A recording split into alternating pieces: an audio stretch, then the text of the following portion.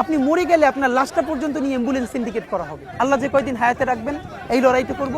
যেদিন নিয়ে যাবেন আমি স্বপ্ন দেখে যেতে চাই, আমি আমাদের এমন টিম, আমি আমার সন্তানকে রেখে যেতে চাই, আমার মৃত্যুর পরে যেন এই লড়াই বন্ধ না হয়, এই লড়াই যেন বাংলাদেশে কিয়ামত পর্যন্ত জারি। রাঘব বোয়ালরা তাদের ছানাপোনা পাঠিয়ে চাঁদাবাজি করাবেন ঢাকা হাটের মধ্যে, আমি সংসদে দাঁড়াইয়া বিসমিল্লাহ বইলা প্রত্যেকের নাম প্রকাশ করে দিই, এরপরে যা আছে কপালে আমার হবে। আমি আপনাকে শুধু এটুকুন বলি, যদি আল্লাহ আমাকে এমপি বানায়, বাকি 299 জন এমপি তার ভোটারদের কাছে ইনশাল্লাহ পরবর্তী নির্বাচনে চাপের মুখে পড়বেন ভালো অর্থে, এবং তারা শুনতে বাধ্য হবেন যে এই ছেলেটা এইটা পারলে আপনারা কেন পারলেন না।